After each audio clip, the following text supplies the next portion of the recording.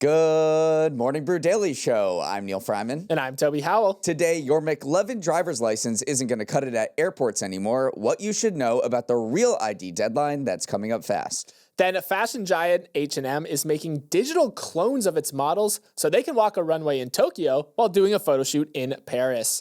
It's Tuesday, April 1st. Let's ride.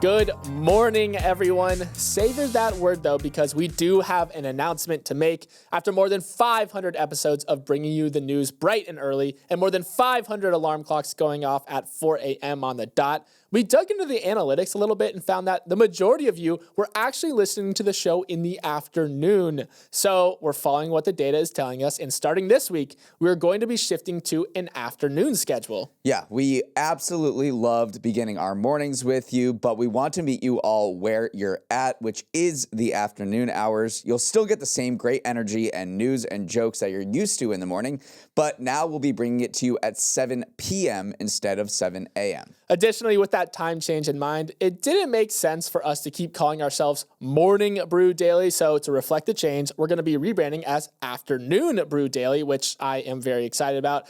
ABD got a nice ring to it. And that's about it. That is our big announcement. Is there anything else I'm forgetting, Neal? There might be one more thing. April Fools. Psych, we are never leaving in the morning. We ride at dawn. Okay, now a word from our sponsor, Tax Act. This is 100% real. Toby, how are your taxes coming along this year? Taxes, Neal, I am a mess. I mean, I don't even own a business and I'm still stressed. What if I miss deductions or worse, accidentally commit tax fraud? Take a deep breath, Toby. Tax Act is literally designed for people just like you. They simplify the entire process, helping you find every deduction and credit you deserve with their deduction maximizer. That actually sounds very reassuring, but what if I still get stuck halfway through? That is where Tax Act's Expert Assist comes in. They have a whole team of credentialed US-based tax pros ready to answer all of your questions. So they're like my own tax therapist. Sure, without the couch. Plus, every business return comes with their 100% accuracy guarantee, so you can file confidently. All right, Neal, I'm feeling calmer already. That is great. Just head to taxact.com and file before April 15th. AI models are once again the subject of a raging debate this week, but this time it's not open AI we're talking about. No, this week the AI models that are driving debate are actual models, digital replicas of real-life people who are indistinguishable from their human counterparts and might soon appear in online marketing campaigns, the Business of Fashion reported last week. The fast fashion giant H&M announced that it is partnering with agencies to create AI-generated twins of 30 or so fashion models this year for use on their social media and marketing campaigns. The company is in the exploratory phase of the project and stressed that real humans would be, quote, in full control of when the digital twin would be used and will, of course, get paid when it is being used. Still, it's opened up an uncomfortable can of worms in the fashion industry. Critics say that while models may benefit from having a likeness that can extend beyond in-person shoots, other pieces of the creative puzzle like photographers, lighting specialists, and hair and makeup stylists are all going to be affected. It echoes similar worries Hollywood had that led to a strike in 2023, with writers and actors pushing back on AI creeping into the film and TV industry. Still, H&M are not the first to test out AI-generated models. Hugo Boss and Levi's have already given it a whirl, and they likely won't be the last. But Neal, what I think is especially unsettling about what H&M is doing is just how scary accurate the representations are. The first time one of the models, Vilma Schoberg, saw her digital twin, she said, "It was interesting how good it actually was," noting that not even her boyfriend could tell the difference between her and her AI doppelganger, which both speaks to the quality of this technology and also landed the boyfriend in the doghouse. When you think about how much marketing collateral that the fashion industry needs to produce on a daily, weekly, yearly basis is almost unfathomable. So you can see why brands like H&M or other fashion companies want to reduce costs or find ways to streamline their process so that they don't have to pay as much to produce all this marketing collateral. And one of them, there's this opportunity afforded by generative AI to create these digital twins. It's been happening in the auto industry for a very long time for marketing, and it's creeping into the fashion industry as well. H&M has certainly started a conversation with this announcement, and that's kind of what they wanted to do. Jorgen Andersen, who is the chief creative officer of H&M, said, "We saw this as a way, as a big player in the industry, to lead a conversation that takes the model, the agency, and the best interest of the fashion industry into consideration." You can debate the second part of that sentence, but what they have done is certainly start a conversation. Right, and I do think that they think being upfront about their AI usage is the way forward here, and involving the actual stakeholders in the process, which are the models themselves, is a much better way of going about it than, trying to replace them on the low. So I do think that that is one of the reasons why this is maybe getting a little bit more, consideration from the industry at whole versus another way of going about it. So how does this actually work, though? To create the twins, H&M takes just a lot of pictures of the models in motion. They go all the way down to details like birthmarks, how they move, how they walk, their movement patterns to generate enough data to create this accurate twin. And I mentioned the boyfriend thing, but a lot of people, they surveyed people within the own company, H&M, and only a slim majority could actually distinguish the difference. So it looks like the technology is finally meeting the moment where it's at. And I do think if you are a model and you want to, expand your visibility, what a great way to do it is, I mentioned at the beginning of the show that you can be at a shoot in Tokyo while also at a shoot in Paris at the same time. This allows you to basically expand your likeness across the globe with no real bounds of geography anymore, which could be a major unlock of revenue for these people. Yeah, they quoted one model as saying, "She's like me without the jet lag," talking about her digital twin. They quoted another model saying, "Finally a way for me to be in New York and Tokyo on the same day." And the implications of that are kind of massive. You wonder whether these top-end models will get more work and squeeze the bottom end of the industry because they can be in New York and Tokyo on the same day in a fashion shoot in Tokyo or on a runway in New York at the same time. So you only need to hire these people twice, essentially. So it's kind of mind-boggling to think about what will happen to the hierarchy of models, and also, of course, what will happen to everyone working on photo shoots. That is the main concern about AI replacing people's jobs, is that you have all these stylists, photographers, lighting assistants that currently work on photo shoots. The big pushback to H&M's announcement is that this will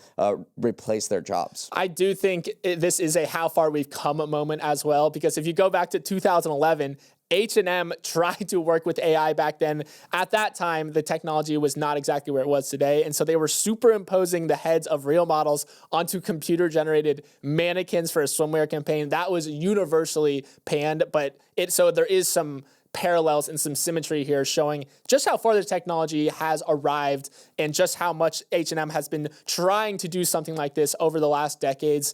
So we'll see if the wider industry starts embracing this practice, or if it's one of those things much like happened in Hollywood that gets a lot of pushback and ends up, not actually becoming a widespread thing. You all know that tomorrow, President Trump is expected to announce sweeping tariffs on countries around the world that have higher trade barriers than the U.S. Those countries are likely to respond with tariffs of their own, escalating this simmering conflict into an all-out global trade war. Caught in the crossfire, perhaps more than any other sector, are American farmers. U.S. farmers help feed the world, exporting an estimated $170 billion worth of agricultural products this fiscal year.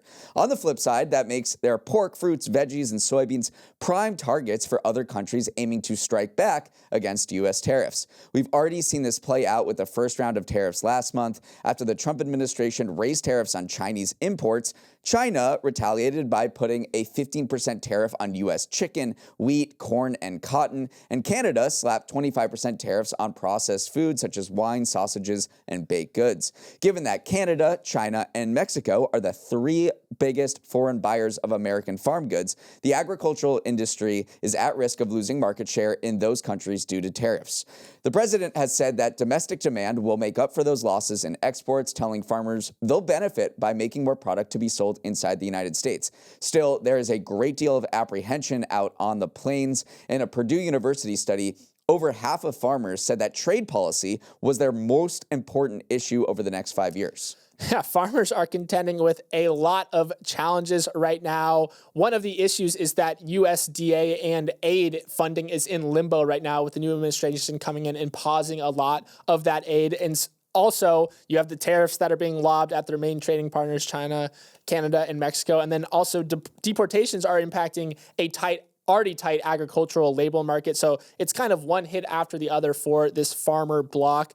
And this is a very uncertain industry. I mean, even beyond those things I just mentioned, just weather is one of the hardest reasons, or one of the reasons why it's so hard to turn a profit as a farmer. So the government has typically stepped in and tried to smooth over some of those uncertainties with these aid programs. But now with those aid programs up in the air, the word uncertainty has just come roaring back. And a lot of farmers are going, where does this actually leave us? Well, last time in 2018, Trump put tariffs on China. China put tariffs back on corn, soybean, hogs, and sorghum from the United States. The United States stepped in with aid to farms. They sent direct payments totaling $28 billion to help smooth that over, as you mentioned, preventing a financial catastrophe hitting farms because they saw these foreign markets dry up. It looks like a similar thing could happen this time around. We don't know exactly what tariffs are coming from the U.S. tomorrow, and we don't know what the retaliation would be, but Agricultural Secretary Brooke Rollins said that the administration is probably going to provide financial support for farmers if they see their markets dry up overseas. So that would probably be a lot more than $28 billion, because that was just a trade war with China back in 2018. This is going to be a trade war with the whole world, including Canada and Mexico, which are two of the top three foreign markets for U.S. farmers. So we'll have to see how the details play out, but the U.S. farmers are certainly in the center of this trade war. If you don't have a Real ID yet, you really got to get on it, because the May 7th deadline is looming. Those who don't use a passport to fly will have to show TSA a Real ID, aka a federally compliant license, in order to board a domestic flight to go visit your grandparents in West Palm. How do you know if you're already part of the Real ID gang? The marking varies by state to state, but for the most part, look at the top of your card for a gold star. There's a lot of you, though, who do not get a gold star when it comes to time management. About 1 in 5 travelers currently flying in the U.S. are not Real ID compliant, according to the TSA, and that has led to insane demand at DMVs. People across the country have reported hours-long lines, especially in places like Pennsylvania, where the opt-in rate for Real IDs sits at just 26%. In Florida, demand is so high that a network of scalpers has popped up, selling off DMV appointments they've hoarded for a profit. Now, getting stuck in a long line may not be entirely your fault. The federal government has delayed the deadline for enforcement 3 times now, but this time it is pinky promising that you better get your ducks in a row. Neal, I feel like this is something we've all seen on airport signs for years now, but it's finally happening. It's finally happening, and just this morning I checked, and it turns out I am one of those 1 in 5 travelers that are flying through U.S. airports without a Real ID, so I guess I need to get on that. The good news is that you can use your passport instead. That will work if you do need to fly after May 7th and you don't have your Real ID, but it just shows that New York was one of those states that issued not fake IDs, but not Real IDs alongside Real IDs, and somehow I ended up with a non-Real ID. So yes, I would encourage you to look at your driver's license, because this May 7th date is approaching, and it's been an absolutely long time coming, which I think led to this scramble at DMVs over the past few weeks. This was initially part of a law from 2005, and the goal was to increase security around IDs. It was pushed back 3 times during the pandemic, and now I guess finally it is coming. And you see DMVs all around the country kind of expanding hours. New York said it was opening DMVs on Saturdays, which it hadn't before, in order to get more appointments in. Yeah, it is interesting, too, the approach that some states are taking. On Illinois' Secretary of State's website, they say, don't rush the date, Real ID can wait, which sounds to be exactly opposite of what we're saying right now. Basically, they're saying, don't put this massive crush on DMVs right now. We cannot support you. You can just fly with your passport, get a Real ID a little bit later. But it is just classic, I don't know, Americans procrastinating till the very last moment. I mean, May 7th is coming up here. I will encourage you to get all your documents in line too, because a lot of these horror stories we are reading where people who waited hours in these DMV lines and then show up at the front and say, oh, you don't have the appropriate documents you need to, verify your identity to get this new Real ID. So make sure you have your ducks in a row. Make sure you get this done, especially if you have, some trips coming up in the summer. Up next, we're talking about Larry Fink's annual letter. Now we need to talk about a letter. No, it's not the thank you notes you rush through after your wedding. It's the annual letter to shareholders penned by BlackRock CEO Larry Fink and released yesterday. This letter is read even more closely in investing circles than Warren Buffett's yearly missive because BlackRock is the largest asset manager in the world. It has large stakes in hundreds of public companies, and Fink has caused tectonic shifts on Wall Street with his statements on topics like ESG and sustainability in the past. In essence, as BlackRock goes, so goes the finance world. So where is the finance world going now? Into private investments, which was the main theme of Fink's letter this year.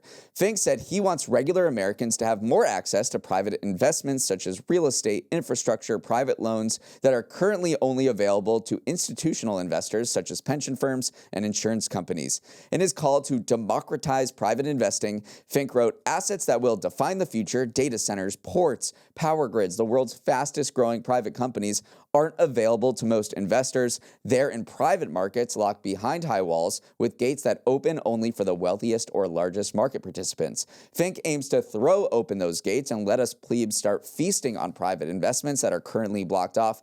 Toby, I am curious though, who do you think might benefit from that? I think I have an idea. Of course, this is not entirely an altruistic letter.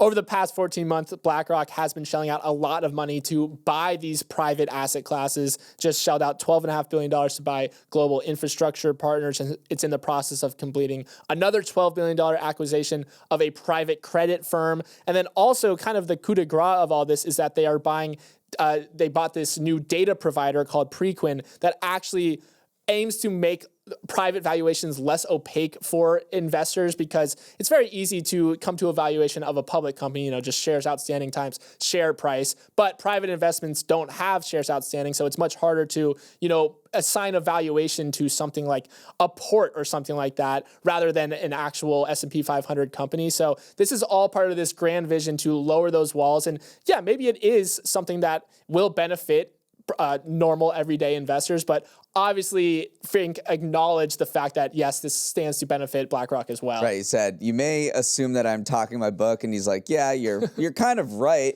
At the same time, the entire finance world is going in this direction. So BlackRock is now going to compete against KKR, Apollo, these big private equity firms that are just buying up ports and real estate and infrastructure and data centers all around the world. BlackRock just bought a couple dozen ports from around the world. It's in the process of buying those 2 ports at the Panama Canal from a Hong Kong firm. So this is the direction the finance world is going in. And right now, people like you and me, Toby, and people listening, have no access to buying private investments, and buying your home is really impossible. So how are you going to invest in a real estate asset class? That is where the finance world is going, and that's why Fink said, in the future, you won't, the 60-40 stock and bond portfolio that compromises most, 401ks will instead shift to a 50-30-20 approach, 50 stocks, 30 bonds, 20% private assets. And he projects that those funds in with that scenario will outperform the typical 401k by 14.5% over a 40-year period. Obviously, BlackRock is going to sell those funds. So that is where he thinks this finance world is going, and usually people listen to him. And then one thing that people noticed from Fink's letter this year is that if you go back a few years, one of BlackRock's big new initiatives was, sustainable investing, ESG investing. And if you go down through the letter this year, all of that language has been removed. He's completely changed his tune. It was actually a very apolitical letter in general. He didn't want to step on any toe. So that also speaks to just the general I don't know, maybe unease of an asset manager like BlackRock in the current administration. They don't want to step on anyone's toes, and they also are just kind of walking back from some of those hot button social and political issues that it was really leaning into as recently as 2020. One political topic that he did mention very briefly was that protectionism is back, and he alluded to all of the uncertainty in the economy. He said, "I hear it from nearly every client, nearly every leader, nearly every person I talk to. They're more anxious about the economy than at any time in recent memory." But he also did this assurance. He said, "We have lived through moments like this before, and somehow in the long run, we figure things out." So a final note of optimism from Larry Fink. Now let's sprint to the finish with some final headlines. Up first, Newsmax's stock debuted on the New York Stock Exchange yesterday and did the max in its name justice. The conservative media outlet opened at $14 a share, a 40% jump from its $10 IPO price, then proceeded to skyrocket as high as 735% during its first trading day, raising $75 million in the process. Compared to other recent IPOs, Newsmax's performance stands out. Another debutante, CoreWeave, had a disappointing first trading day, which saw the AI company fall about 10%. The success of Newsmax didn't come from major funds suddenly getting jazzed about the prospects of investing in cable news. It was mainly retail investors pumping the stock in a GameStop-esque moment more than anything related to the company itself. Newsmax lost more than $55 million in the first 6 months of 2024 on revenue of roughly $80 million. And now it's worth nearly $11 billion. Insane. Definitely shades of GameStop and AMC in 2021 with this IPO. The question now is, can it sustain it? And history shows probably not. So there are 24 stocks that ended their initial sessions after their IPO up more than 300%.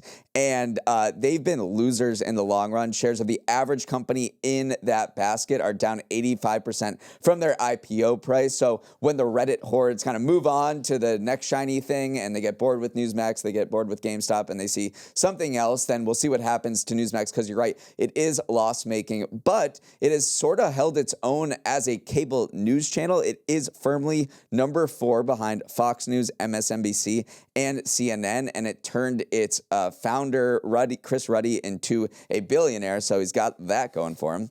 Major bummer, by next NFL season, we probably won't know in advance whether Taylor Swift will attend a Chiefs game. That's because the FAA has introduced a system that allows private jet owners to request their registration information, such as name and address, be kept private.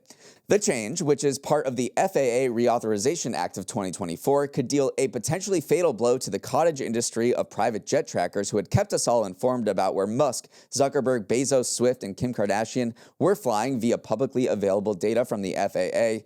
That received pushback from social media barons like Zuck and Musk, who blocked those flight tracking accounts on their platforms, and Swift even sent a cease and desist letter to the most prolific PJ tracker, Jack Sweeney, citing safety concerns. Toby, a big blow to those of us who want to speculate on football coaching moves. Wonder which high-ranking official with direct access to the FAA made this happen. Taylor Swift, I'm looking at you. No, I'm just kidding. This new system came down during the pipeline, during the Biden administration, so it's been in the works for a while. This has been something that, the billionaire class has not been happy with for a long time now. They say it's a big safety concern if you know exactly where you are. And you're right, this cottage industry, Jack Sweeney was this college kid who just suddenly became the subject of ire of all the billionaires in the world because he ran all these private jet tracking accounts. I feel like it's just a bygone era of social media now. We're never going to get those insights into, those 20-minute private jet rides that some of these billionaires were taking from California cities to California cities. And you're right. Yeah, we're not going to be able to track who's going to the Masters, or it's bad for the sports industry. You underestimate the people, Toby. They're going to find a way. Trust me. Another Jack Sweeney will arrive. Well, we already talked about Newsmax, so let's keep the Max stories rolling with one about Warner Bros. Discovery's streaming service. Somehow the suits at Warner Bros. Thought another rebrand for its Max streaming service was in order. Don't worry, the artist formerly known as HBO is still going to go by Max, but it is ditching its bright blue color scheme to return to a more monochromatic black and white palette that evokes the iconic HBO logo of old. The reasoning, back when Max first launched in 2023, the blue was added to make the service seem more approachable for families and kids to reflect the addition of discovery content. But the latest decision appears to swing the pendulum back the other way to bring back the adult feel to the brand, which was originally known for its mature programming. How many more rebrands, though, Neal, can we take at this point? Someone posted on X about this logo that it looks like every letter was designed by a different person. And once you look at this thing and you have that in the back of your mind, you cannot think about anything else. You see it everywhere. I'm sure there are a lot of people who are feeling a little bit smug about this change because they criticized HBO. I don't even know what to call this thing anymore. HBO Max for ditching the HBO branding and going with Max. And now that it's going a little slightly back towards the HBO feel. And if you're keeping track at home, what all the colors of the streaming services brands are, we have Amazon Prime Video, Paramount Plus, Disney Plus in blue. Apple TV Plus and now Max are this monochrome branding, and obviously Netflix is red. I think I'm taking a victory lap, by the way, because I was fully one of those people saying go back to the HBO branding, but it does speak to maybe an elevated aesthetic that Apple TV and HBO are both after. Keeping a sourdough starter alive is a passion project requiring blood, sweat, tears, mental fortitude, and intense focus over a long period of time. Or you could just get this machine. Sourdough Sidekick is a new countertop appliance that feeds your sourdough starter for you, priming it for the exact moment you want to start baking your loaf. The joint project from GE Appliance and the legendary King Arthur Baking Company is available to back on Indiegogo for $129. But if you want this thing, you'll have to wait. Delivery isn't estimated until January 2026, so you'll have to keep your starter alive by yourself until then. Toby, are you buying this, or are you too much of a traditionalist? No, I am totally buying this because I've always wanted to make sourdough, but it seems so intimidating, like keeping it alive. The fact that it's a living organism at all always freaked me out. So I absolutely think that an automatic water and flour dispenser is exactly what I need, and I think it is a great idea, although it did get some pushback from some baking traditionalists in the Morning Brew Slack channel. Someone said, you're supposed to forget about your starter in the back of your fridge for 3 months and then discover it to your own horror, which is also a good way to make sourdough bread as well. Okay, let's wrap it up there. Thanks so much for starting your morning with us, and have a wonderful Tuesday. Stay vigilant out there today. Remember the date. For any questions, comments, or feedback, send an email to morningbrewdaily@morningbrew.com. Let's roll the credits. Emily Milliron is our executive producer. Raymond Liu is our producer. Olivia Graham and Olivia Lake are our associate producers. Uchenna Ogu is our technical director. Scoop Stardaris is on audio. Hair and makeup, you were the star of the show today. Devin Emery is our chief content officer, and our show is a production of Morning Brew. Great show today, Neal. Let's run it back tomorrow.